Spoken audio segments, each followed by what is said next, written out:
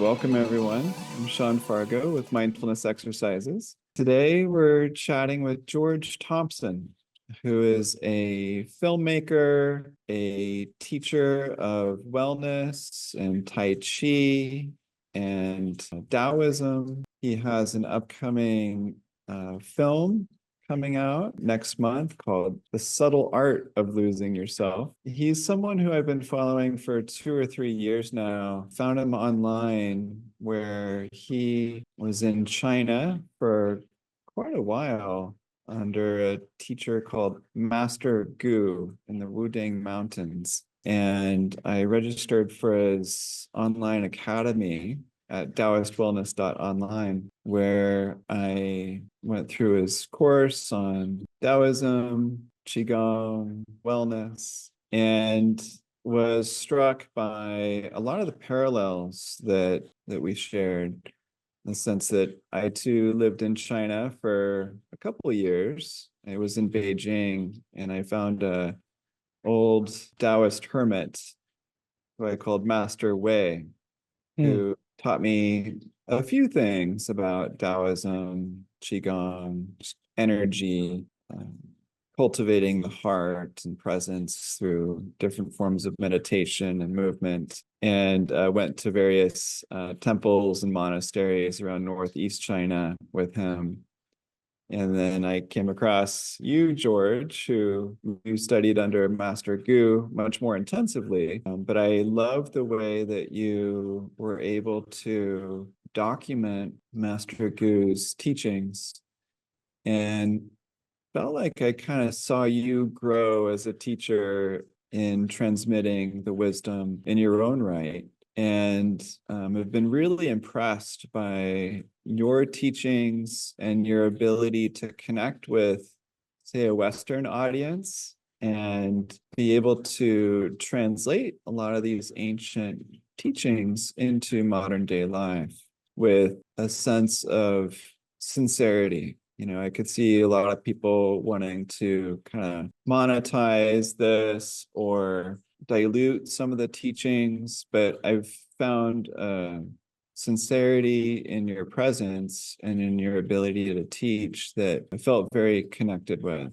And so it was a delight when your team reached out, not knowing that I've been following you, to see if we could schedule a conversation. It's like, of course, I would love to talk with George. Why didn't I think of this sooner? So I'm really excited to meet you, and also really excited about your upcoming film, The Subtle Art of Losing Yourself, which documents a lot of what you've learned in China through Taoism under Master Gu, but it seems like you are integrating a lot of other practices and wisdom into this film, and really using this as a way for people to be able to connect with not only themselves, but also nature and our natural world, which is something that's also very important to me. So I'm looking forward to discussing these points with you and learning more about your philosophical adventures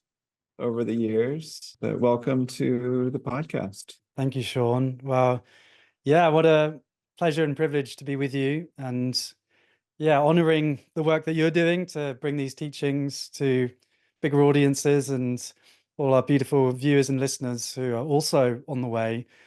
And yeah, I like to say that I'm a wayfinder. You know, I'm on my unique way, you're on your unique way, and we can support each other. My philosophy of change is insight, practice, community. Insight to help us wake up to our potential and who we really are, practice to help keep those insights alive, and then community to support each other on the way, and then ultimately system change to transform the currently destructive systems into ones that serve harmony and peace. And yeah, I feel very passionate about sharing what I've been learning and creating films and online education and retreats and events to help share what I've been learning and these ancient teachings that long have been passed down the generations, teacher to teacher. So, you know, you and I and some of our audience are part of that transmission. Yeah, absolutely. So today, your organization is called Balance is Possible with an exclamation point at the end. And your YouTube channel has over 250,000 subscribers. You have over 19 million views across your teachings. You have 19 team members and over 70,000 course students transmitting, a lot of these ancient teachings. But I'd like to learn a little bit about how you started. What brought you to China in the first place? How did you meet Master Gu? And what got this journey started for you? So I was 21 and I just finished education and I entered into the scary real world. And I, just didn't know what I was doing with my life. Didn't have many friends. I was quite disconnected. I was making videos on my YouTube channel that I thought were good, but nobody was watching them. And I equated my value as a human being with the number of likes I got, and I wasn't getting any likes, which meant I wasn't likable. Oh no. So a new character began to dominate my headspace, who I've personified as a troubled wizard who is, it used to be an evil wizard, but it's now a troubled wizard who, would say, well, George, you're single, not many friends, and you're financially insecure. You are pathetic. Oh, and now you're anxious. You're weak for being anxious. You shouldn't tell anyone about this. You should just talk to me, and I'll talk about how bad you are. So that was my inner world. And I didn't really know who I was. I didn't know how to relate to that voice. I didn't know how that voice worked. But what I did know is I was hurting and I didn't want to hurt. I'd watched some videos of some monks doing some backflips at uni, something as arbitrary as that. And I thought, why don't I just go join a Kung Fu monastery and become a strong man that doesn't feel like this anymore? That's what I was thinking. And I arrived at China and I arrived at a place called the Wudang Mountains, which is this awesome collection of temples and monasteries and Kung Fu schools and Tai Chi schools, all on top of a mountain. And I went up to one of the monasteries and it's got, the big courtyard with the roof with the swirly bits at the end. And there's a monk sweeping the floor. And I go up to her and I say, Ni hao, Kung Fu. Yeah, Kung Fu. She's like, don't understand what you're saying. I try another monk who's carrying some tea. I say, Ni hao Kung Fu. Again, they're just like, don't know what I'm saying. It's like as cliched as a Chinese tourist coming to the UK and saying to me, like, fish and chips. It's just sort of like, so I didn't know any Chinese at the time, which I can now speak. So yeah, that wasn't working. So I asked the locals, can you take me to a Kung Fu school using Google Translate? And one of them volunteered as my guide and took me to what was a Tai Chi school.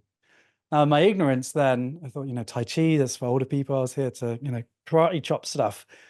But I tried Tai Chi. I fell in love with it. I found Master Gu, who just happened to be the only English-speaking master on the whole of the Wudang Mountains that was fluent in English. And he was then my guide into the beautiful culture of Daoism and the Tai Chi culture and the Qigong culture. And my life began to change. I was there for 7 months for the first trip, and then I was there for a year on my second trip, and then I've just done my third trip this year. And I found these ancient practices that began to transform how I related to myself. And I think, the principles of flow, of trust, a connection to the universe in a way that works with my scientific principles. I've got a strong woo-woo alarm, woo-woo, woo-woo. And so I, want to share these teachings in a way that really is grounded in science and in the ways that science can support that, although obviously there's limits to it. And so, I'm been on the way for coming up to 8 years and sharing what I've been learning with passion. Beautiful. So before you got to China, it sounded like you had a self-critic or an inner critic where you were tying a lot of your personal worth to the number of likes you'd get and, whether or not you had a partner, these types of things. When you were discovering these practices and these teachings in China, can you talk a little bit about how, like, what happened to that inner critic and what were some of the pieces or some of the practices that helped you to soften the inner critic and kind of find a little bit more freedom from that? So when I began to feel more ease from trying meditation and Tai Chi, it struck me in two main ways. That one, I would tell myself I was uniquely messed up. I shouldn't be anxious. I'm weak for being anxious. And I'd beat myself up. And then actually, wait a sec, these practices, which are thousands of years old, can still help me. And since they're thousands of years old, it meant that, humans have always been hurting. And so that was really the inklings and the kindlings of building compassion to myself. Because when I understand that this isn't just me, it's not personal, like human beings hurt. We lose things that we want and we gain things that we don't want, and people betray us, we lose people, we get sick, we die. That's part of being human, and always has been. So that was really supportive, just wow, I'm not alone with it. And then secondly, these practices that, yeah, they began to resonate despite me living so many thousands of years later. It really spoke to me that there's some fundamental training going on. And I'd say that two key insights is one, coming into the body. So I'm not just a disembodied brain in a vat. It's like, as Ken Robinson says, it's like for most people in the West, they see their body as a vehicle to move the brain between meetings. And, that was probably me. It's like, okay, I should run, I should eat healthily, but I didn't really see that I was my body and that I could rest in my body and I could rest my awareness in my body. And then secondly, to then begin to really understand my nature. So, Daoism, I like to say I'm exploring Dao without the ism. Dao is the way of nature, the way, the path. So it can refer to something as big as the universe, the ways of the universe, or something as small as the way of knitting and the way of eating Kit Kat junkies. So when we understand the Tao, understand the way, we are understanding who we are, what we are a part of. And so when I explore these ideas, be it philosophy from the Taoist texts or meditating, finding through my own experience, I began to really understand the nature, and obviously I'm still on a journey with it, the nature of consciousness, of what it means to be human. Here I am having thoughts, having feelings.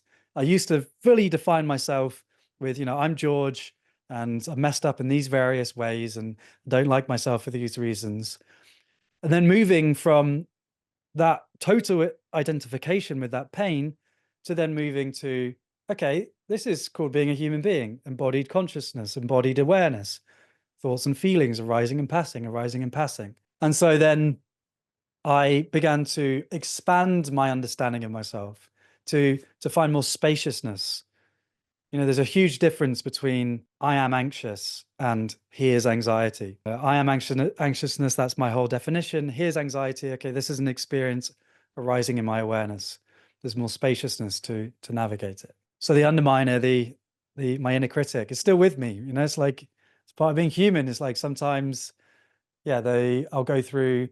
At the moment, I'm working on the film and feeling more and more trusting and surrendering, and also I've got 19 people in the team, and I'm in a bank loan at the moment. And small George goes and sometimes doubts myself of like can I do this, and actually so what I've done is made friends with that.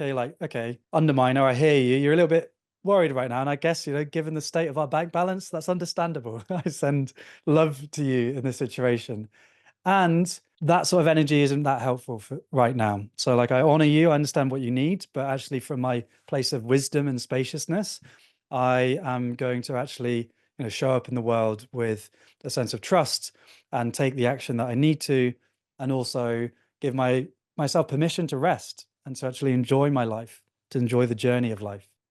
Beautiful. Thank you for sharing that. You mentioned the two, say, practices that really helped you to release that inner critic. One being to sense into the body, have this embodied presence, and then the other sort of this sense of expansion and sensing into the flow nature of things, and say not taking things too personally or over identifying with the body or your story. Could you share maybe a few, like, I'm struck by, you said that you saw these monks doing backflips, and you go up to the Wudang mountain steps saying, ni hao kung fu, ni hao meaning hello, kung fu meaning kung fu. And actually, it's not even Kung Fu in Chinese. It's Gong Fu or Wushu. So I was just saying it wrong. Yeah. And yeah, I know ni hao and shao go, like puppy. Yeah, yeah, nice. Yeah. Don't know very much Mandarin, but these, I've been following you for a few years, and there is a physical element to a lot of these teachings of the Tao and, embodiment. And, that's there's these practices of Tai Chi. Before I introduced you, we were talking offline a little bit about ecstatic Tai Chi and what that means, and then there's Qigong and various meditative practices where we may be sitting and sensing into the body. Could you talk a little bit about what kinds of physical practices you did or meditative practices that you did that helped you to cultivate that sense of embodied awareness? Yeah, it's such an important question. And Buddhism has been important for me on my journey as well. And the seated practice, the clarity of Vipassana. And I also think the embodied dimension is a really important dimension that, in my ignorance, I don't know the full Buddhist traditions. I think there's an important component that is maybe missing that can be complemented. And the embodiment is really the fundamental aspect of the Taoist form of cultivation.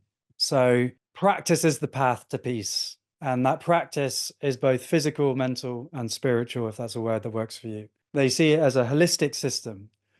Traditional Chinese medicine is all about the energetics of this whole being that you are. Mind and body aren't separate. How you think about yourself is not separate to how the tension that you hold in your body and the cortisol that may rush through you and cause illness. And there's more and more science showing that that's the case. Then in terms of the clarity of the mind and how we understand ourselves, is that if we are only meditating in a seated posture, then we are maybe emptying into awareness and spaciousness. And maybe I can speak in this way because I know that most people who are listening to this have tried some meditation. What we miss is to bring that awareness. There may be body scans that we do in that as well, but to move with mindfulness and motion. What a beautiful, beautiful, beautiful gift, and such an amazing way to make friends with ourselves and to come into relationship with ourselves. So I like to share Tai Chi in a way that no matter your fitness, your stiffness, or your headspace, Tai Chi is about coming into relationship with exactly where you are, who you are right here, right now, and moving from there. And so Tai Chi is not just a philosophy, it's not just a movement practice, it's a philosophy for life. Is that can we flow? Can we, through practice, consciously and maybe subconsciously flow to Wu Wei? To get out of our own way and allow ourselves to express ourselves with our bodies. So you may know that, or have the scene of at a wedding, a grandmother doing a little hip shake on the dance floor. She's dancing in her, restricted movement. But because she's doing her, even though she's not doing, the big expressive moves, she's working the dance floor. People love her. She love her energy because she is expressing herself as she is. And one of the challenges of us being human is, we want to belong, we want to fit in the tribe. And so then we're evaluating ourselves like, how's my movement? How's my body doing? Am I too big? Am I too small? Am I too wide? Am I too narrow? And all these judgments are painful. And actually they block ourselves from leading a life of health and wellness. So for me, Tai Chi and Qigong is the training that I have done and is what I share. And it's a way of coming into relationship with ourselves and to embrace ourselves. And one more thought with that is then moving with the breath. So when we move with the breath, then the breath is already in this cycle of flow. Inhale, exhale, exhale. And then when we move with the breath, suddenly we're attaching this kind of outward energy, inward energy, and expansion and renewal. And then we get to actually form a deeper relationship with our breath, which is intimately connected to our heart and our mind and our nervous system and our anxiety and our depression, etc., etc. And when we can move with acceptance, moving with the breath, then it's a really powerful tool to support us to enjoy life and to show up with more energy in life. Beautiful. Well said. Yeah, like in terms of how that might be reflected in the Buddhist tradition that I was a monastic in for a couple of years, there's often these perceptions that monks in the Theravada tradition only meditate sitting down with their eyes closed. But I was surprised to learn in the monastery that there was, say, an equal amount of emphasis on mindful walking and mindful, say, movement, especially in nature, in which we're even just doing daily tasks like raking, cleaning, building something at the monastery to bring, equal amount of mindfulness to those movements.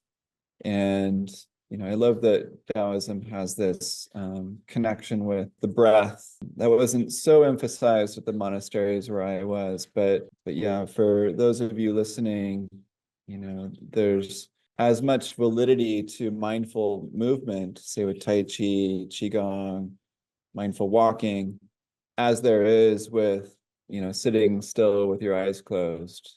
All are valuable practices to help increase this sense of embodied presence. So, whatever resonates with you or feels like it's healing or supportive for your journey, there's no right or wrong with this. So, George, you also talked about this, say, expansion of consciousness or awareness, and you've spent a considerable time in the mountains of the Wudang province, the Wudang Mountains. Your upcoming film, The Subtle Art of Losing Yourself, there's a considerable amount of time in nature. Can you talk a little bit about the effects of spending so much time in nature, like what that effect had on you and what that process of, say, expansion felt like with some of the key moments of your journey? I grew up in the city like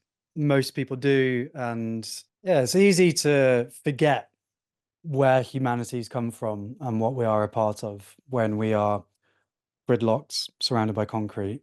And yeah, maybe there's a park, but we don't really get to see nature in its wildness and to reconnect with, yeah, the history of life on Earth and the story of humanity. When I was in Wudang, yeah, I had the privilege of, walking every day in the afternoons, and each walk I'd go on, I'd meet a new species. And just to give you one example of, I was walking in the rain once and I have my raincoat on, and then this toad ribbits on the path and sees me and then freezes. And I then go down and like hang out with him, and I've got my camera and I want to go, chat to him. And I was like, look, mate, I know that I can see you, and we both know that, but like you don't need to pretend to be invisible. But like his self-protection strategy is to freeze, to become invisible because he's camouflaged. And even though it's like I'm literally this far away from his eye and we're both looking at each other. So then I thought about, my freezing tendencies of due to, some of the challenges of my upbringing is, I'm a flighter, not a fighter. I'm a freezer, not a fighter. And yeah, when people are arguing, like even today, I noticed the tendency to like shut down because my strategy back in the day was make myself small so I don't add to the problem when there's arguing. So, there we go. There's some, programming that toad has and I have. And I've got a brain here if anyone is on the video, and for a gross oversimplification of how our brain works, there's the croc brain, there's the mammalian brain, and then there's the prefrontal cortex, or the kind of the human brain. The croc brain or the toad brain is, that fight or flight and more basic. emotional reactions and responses. Then the mammalian is where we can care and have, care for family and the emotions like to play. And then the prefrontal cortex, which is particularly big in human beings, gives us the ability to rationalize and think and to consider and to forgive and to consider other positions. And so, when I go out into nature and I see other animals and I see the plants and I see how they are making their living, living their lives in their own way and with their own awesome, intelligent solutions to life, then I reconnect with what I'm a part of. And it's easy to take the miraculousness of a poodle for granted, or, like a Shih Tzu, any name your pet. It's like, okay, we've got used to dogs and dogs are amazing. I love dogs. But there's something for me that when I see an animal out in the wild, and it can just be a bird or a squirrel, or I see a big, beautiful tree, that, yeah, I'm struck by the mystery that we are a part of. And for me, the experience is a natural sense of awe and wonder. And with that awe and wonder, a sense of love for the planet and humanity and nature and like what we are a part of, this great mystery. And then that takes me to a sense of spirituality. The word spirituality for me is universal and doesn't have to be a woo-woo word. It's like, for me, spirituality is my understanding of my relationship to something bigger than myself and the extent to which that understanding is a resource that can support me. So suddenly my mindset shifted from like, okay, I'm just George, I've got this inner critic, I'm flawed in these ways, and I'm facing this world outside of me, to moving into, okay, wow, I am a manifestation of the great unfolding miracle that we call life in the universe. And there's been billions of years of evolution, and there's millions of species that have a whole distribution of different types of experiences, including many of the emotions that I feel. And then actually I realized that I'm in connection with all of it, in relationship, because, I need the plants to eat. I need the animals to, back in the day, keep me warm or keep me company today. And then we need the sun to power us. We need the winds to blow the seeds through the forest, et cetera, into being, the interconnected web of relationships that makes us up. And then that gives me that sense of resourcing. So that's my connection, and I feel a resourcing from that. And so, yeah, being in nature has been one of my biggest teachers, often more than any book or any tradition. Thank you for sharing all that. Yeah, that interconnectivity that you spoke about just now is, it seems like that's one of the main messages of your film, the subtle art of losing yourself. You say that at a time when environmental crisis, mental health challenges, and a deep sense of disconnect pervades our world, the subtle art of losing yourself delivers an essential message of hope. It shows how the stories that we construct about ourselves not only shape our lives, but the fate of our planet. And when we connect with our true selves, balance is possible for people and planet. And so, yeah, so many people right now have a very deep sense of disconnect, a growing sense of disconnect from our natural world and from themselves. Can you talk a little bit about how your film, The Subtle Art of Losing Yourself, touches on these topics of connecting with our true self and how we can connect with the natural world to find that balance and reconnection? Yeah, I think anyone who isn't feeling a little bit nervous about the trajectory of our planet and what is happening on our planet is maybe just not allowing themselves to feel, what's happening. So there are big challenges, and there's a lot of forces of ignorance and short-sightedness that are creating economic and political systems that are destroying life. Even in my own city of Bristol, 80% of the birds have been killed in the last 30 years. So it's not even in like the last 100 years. It's like the last 30 years, the bird population's gone down. And, that's just a very small example of, the economic systems not only destroying nature, but, humanity and so many people living in poverty, and yet there's such riches, and there is enough to go around. So there is obviously big challenges and a lot of disconnect that is happening in the world right now. And, there's a waking up of the reality of climate change and how our consumption of nature is leading to runaway tipping points and breakdowns. And yet I do believe there's a challenge with how we are approaching fixing climate and fixing the environment problem, as if, it's like there's the environment here and then there's us here. And the environment, it's just climate's a thing to fix. We can do geoengineering where we put pollution into the atmosphere in order to block out the light, to cool down the planet. And it's a very kind of linear thinking problem. Well, this problem equals that solution. If we do this, then there'll be that thing that we can fix. But in an interconnected web, which we are a part of as the ecosystem, then there are ripple effects, and there's loads of challenges that can happen if we don't go a level deeper, between a level beneath just the solutions on the surface of symptoms.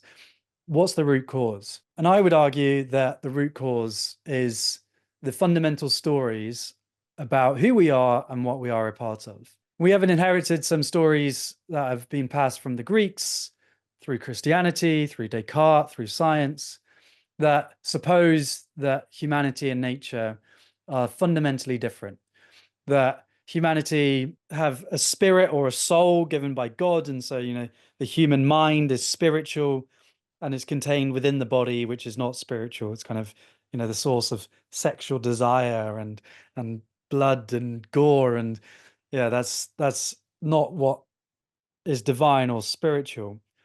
And then even for science, they got rid of the spirits, but they still kept the idea that it's only rational, cognitive, thinking minds that is intelligent. And so if that is the case, if that's the only intelligence that exists, thinking, and I'm just stuck in here with this little voice in my head, then it's lonely. I feel alienated because, I'm separate from you, and then everything else is dumb. It's just a dog's an automatic machine. It's not actually intelligent. So then how does that change how we interact with the world? Is that, if we're separate from just the dead, inert stuff, if everything's just dead and inert, then there's no problem if I mine it and if I, continually use it and destroy it and put shopping malls over it, because I'm separate from it. Now, in the film, what we talk about and explore is like, well, let's explore, who are we? Let's go through nature, and let's not just like work on dogma, but let's just observe. And we observe the animals and their beauty and their intelligence, and we see that, okay, they're not just automatic machines.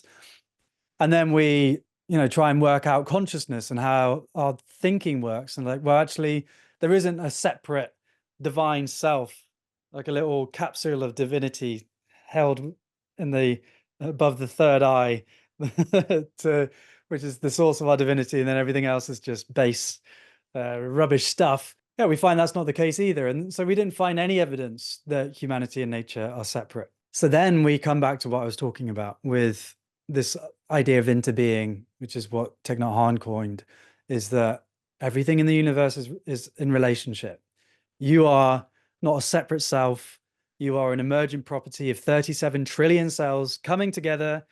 And the outcome is this awesome human being that can think and feel and gets lost and anxious, and also can sing and dance and do Tai Chi and meditate. Here you are. You're an aspect of the whole, unique and differentiatable, but nonetheless connected. And if we can live from that understanding, then we become sacred. Our bodies become sacred. The earth becomes sacred. Even our supposed enemies and the racists and the bigots, they are part of this unfolding, miraculous thing that we call life in the universe.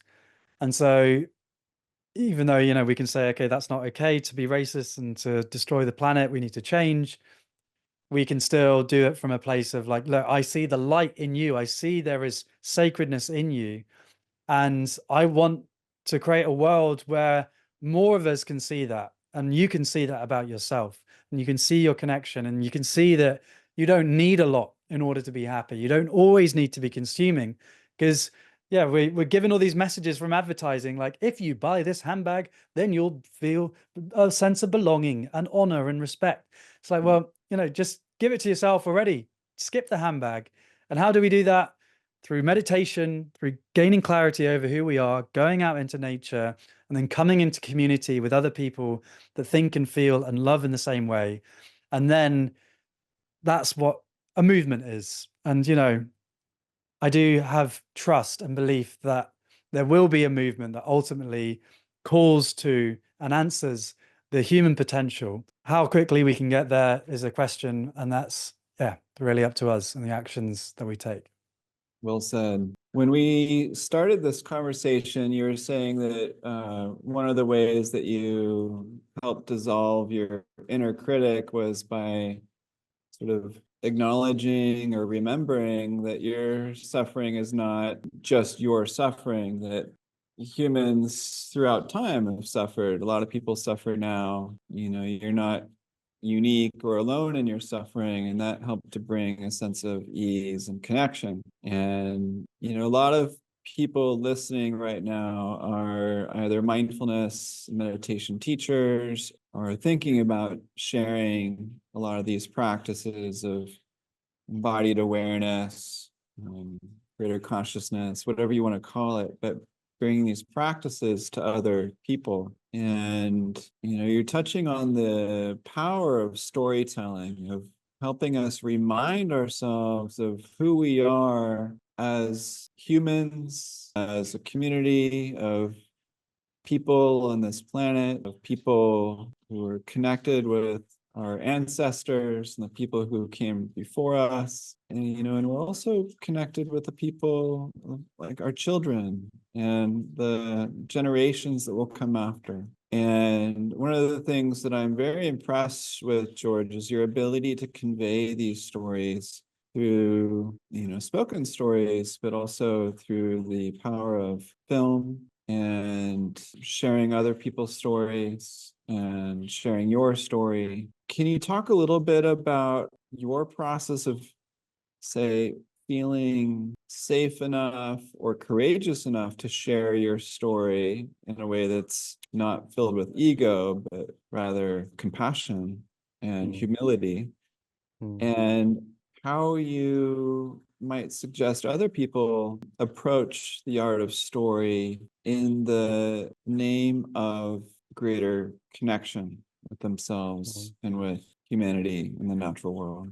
Yeah, thank you for speaking to the power of stories, because I think it's one of the crucial things that there's a technology for peace and for harmony. Yeah, with the environmental movement, we've known about climate for so long, and we've known that, if we keep on this destructive path, we're just going to keep going and into destruction. And yeah, all those facts haven't really changed our trajectory, because facts don't really change people. You can always argue this way or that way. This evidence says that. Whereas a story and an emotion, and for me, the emotion of love, a love for life, like, wow, I'm part of this great unfolding miracle. And just, it gives me a wow and a sense of love for life. Then that is itself an energy that can carry action, that can carry meaning, that can carry support and resourcing. And ultimately, we get to that energy of love when the story transforms. So the story can carry us there into that energy of love. Because a story, it's like the hero's journey of, you go into the darkness and the pain, and then you find something, and then you come out the other side, and then you bring back that gift to the world. And so we are all the heroes of our own lives, and we go through those journeys in, every hour, every week, every month, every year, every decade. And so we all have a story to tell. And there is, in a world of interconnection, all of it matters. All of it feeds into the whole in ways that can't be measured necessarily, but they can be felt, and they are still there. So that's the importance of story. And then I'd say, how do we show up in the world? If we have that energy of love, as you said, beautiful humans in this audience and community who are on the journey to share these practices and are interested in it for themselves. Beautiful. So maybe you've already cultivated that energy of love. Then it's like, how do we show up? It's like, okay, is it to be like the, the love appreciation society, like, hey, like I'm so loved up, like, can you like celebrate me in how lovely I am? Like make it the George show or like whatever the story is, versus service, service. Like that's the energy that I believe is a lot more powerful and is the energy that motivates me. It's that, if George is a story that's made up anyway, which it is, as we've discussed, it's like, why should I try and be successful and try and like be aggrandized when, it's just aggrandizing a little story that I've made anyway? Versus, I'm a part of life. I'm part of this great interconnected web, and I have the privilege to contribute my energy in small or big ways to be of service to the flourishing of life. So much more exciting. Then people feel that energy, people feel that authenticity. It's like, are they coming, do they want something from me? Do they want money, or do they want adulation? Or do they want to give? Do they want to serve? And this is an insight found in all the spiritual traditions, and particularly in Taoism as well, is that through serving the needs of others, your own needs are met. Can we, as Lao Tzu says in the foundational text of Taoism, the Tao Te Ching, can we be like the river valley of the world? We are the kind of the spaciousness within which abundance happens. So it's not about leading from the top of the mountain saying, hear thee, I've known the way and you must follow me. It's like, instead, it's like actually, provide the space to have, the human ingenuity to be, you're holding people and supporting them through an energy of service to create the space for them to make their own transformation. Because that's the real powerful transformation anyways. It's not just other people doing what you say, it's them finding the truth and then you're aligned. Much more powerful. It's not using force and coercion, instead it's using insight and clarity. Then if just one more idea is that then we may notice like an imposter, or like, that inner critic coming back. It's like, okay, I've been on this journey, I want to share meditation, and who am I to share these teachings? Like I'll speak for myself, is that a judgment that I've actually done a lot of work on this year that doesn't hit me as much as it did last year. But so it's only last year that I was working with this one, is that, and I still work with it a little bit, but like, George, you're not perfectly at peace at all moments and you share meditation. I really just, if you're not always like the Buddha, I don't think you can be a meditation teacher, which is a punishing one. It's a punishing one. And the irony is that peace is embracing the present moment, which includes the imposter syndrome, which includes the insecurity, which includes the am I enough to do this? And when we embrace that, that is the peace. That is the teachings. That's the medicine. Because, we do resist, we get lost, we fall over, we do things we regret. That's called being human. And if we can embrace where we are, not in a floppy way of like, okay, I can just do whatever I want because I'm just embracing, that all is welcome. No, the power of love and compassion doesn't lead us to that floppy place. It leads us to embracing ourselves as we are. And then with that spaciousness, instead of getting stuck in shame and judgment, then we naturally want to be a channel for love with integrity and to show up into the world. So there's space for all of us. Our voices matter. And yeah, I invite an energy of flow and ease, and to embrace, riding the waves of showing up with service in the world. Yeah, not being floppy. Yeah, thank you, George. All this has been really inspiring, I think, for everyone listening and watching. Whether you're a practitioner or a teacher, or hopefully both, I feel like we all have potential to, say, lose ourselves a little bit more and more, become that old grandmother who shakes off the cane and starts dancing despite the shoulds of the world. Yeah, to embrace our inner critic, to connect with ourselves in a deeper way and connect with the interconnectivity of our natural world and other people through these practices, through these ways of reminding ourselves of these important stories of love and connection, common humanity, which is so foundational for a sense of compassion and self-compassion.